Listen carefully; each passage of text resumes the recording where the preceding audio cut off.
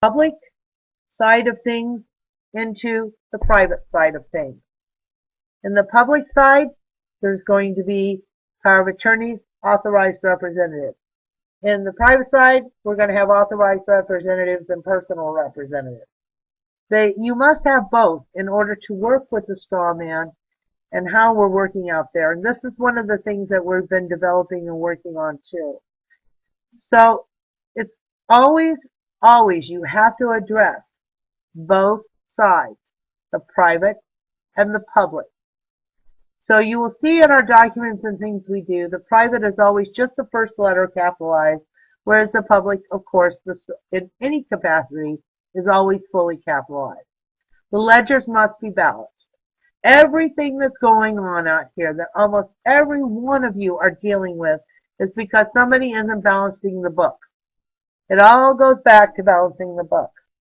So whether it's a mortgage issue or a prisoner issue or a traffic ticket issue or a credit card issue or any dealings that deal in the commercial realm, it's always about balancing the books. And that's where we will look as time goes on and trade more on 1040Bs. So we don't do a whole lot of tax work here. That's not our specialty.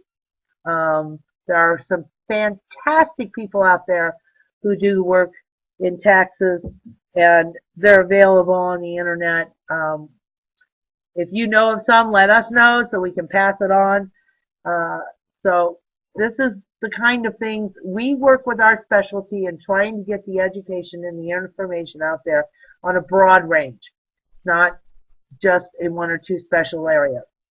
So let us know on specialty areas that we may not be covering in our stuff that you think would be of asset.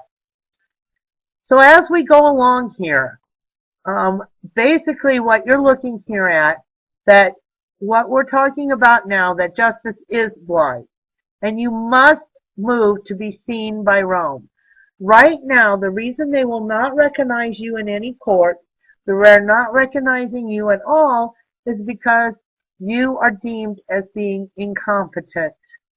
So you are not competent enough to take care of your own business. You're not competent enough to respond out in the commerce in the world as you need to. So therefore, because they've deemed you as incompetent, they didn't tell you that, by the way. It was their secret. You didn't even know you needed to prove your competency. They've done this with us since our birth and the birth of our children, and etc. It moves around, up and down, okay? But the bottom line is that at this point, you're deemed incompetent in the eyes of Rome. Right now, that's the only eyes that count out there. So if we step back and we look at this, how do we become seen as being competent? This has nothing to do with how smart you are, how educated you are, how uneducated you are, what age you are. It has nothing to do with that at all. It basically, we are incompetent because they didn't tell us, they wrapped us up and tied us up into this huge system of commerce and created all of these trusts to steal the benefits we go to work for every day and that are ours by divine right. And because they didn't tell us and we didn't know to go fix it or claim it, then we are deemed as being incompetent.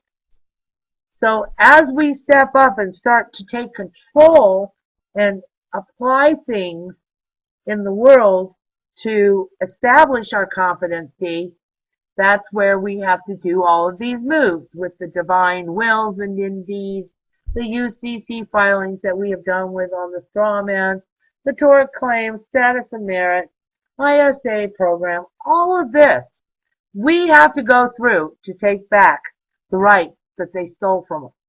I wish there was a shorter, better way. If you know one, let me know.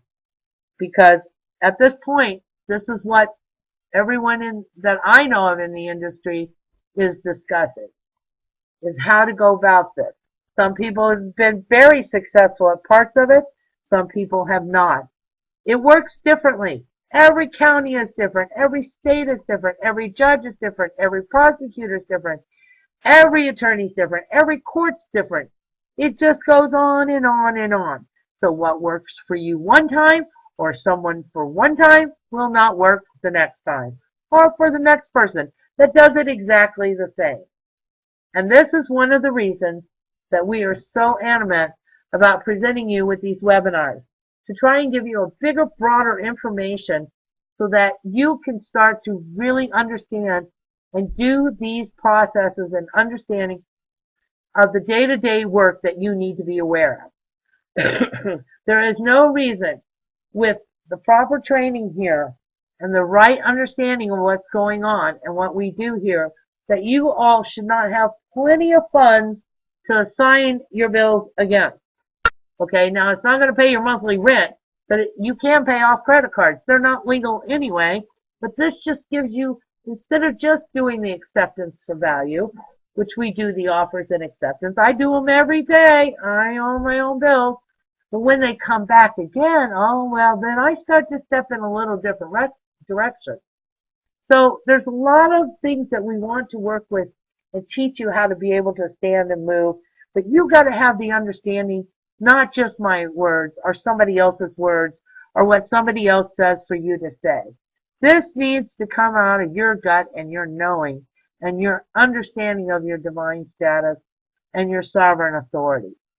So we know that they are out there publicly trading our benefit, publicly trading you as bonds, publicly trading our prisoners, etc., etc. We get that, all right?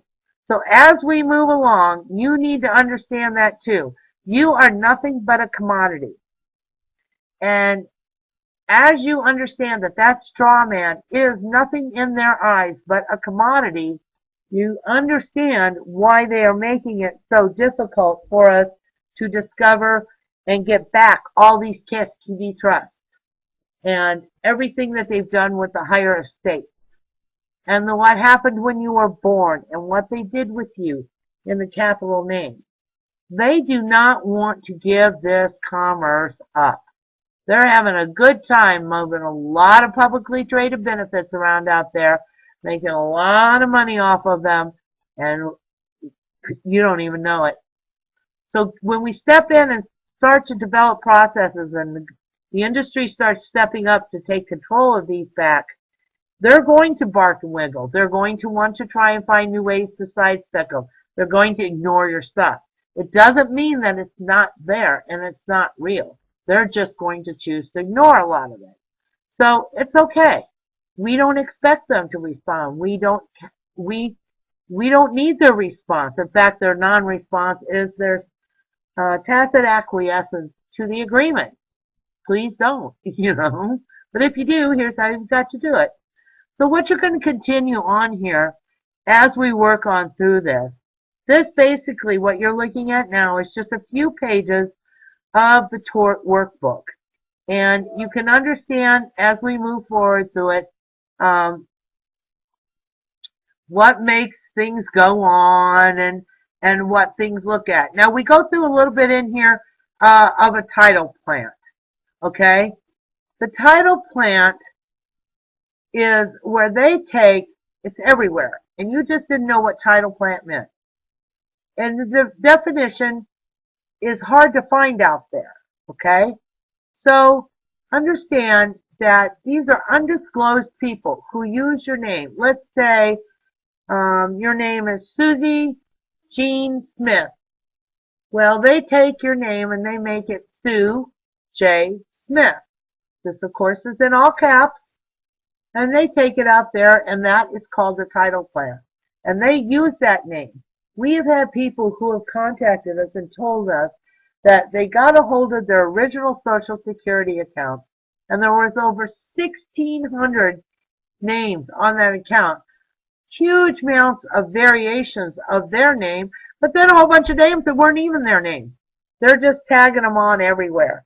Anybody who knows how to grab those is grabbing QSIP, and they're doing all of that. Now, QSIP is where we're going to need as we go along, and that's a word you should add to your vocabulary, and that's capital C, capital U, capital S, capital I, capital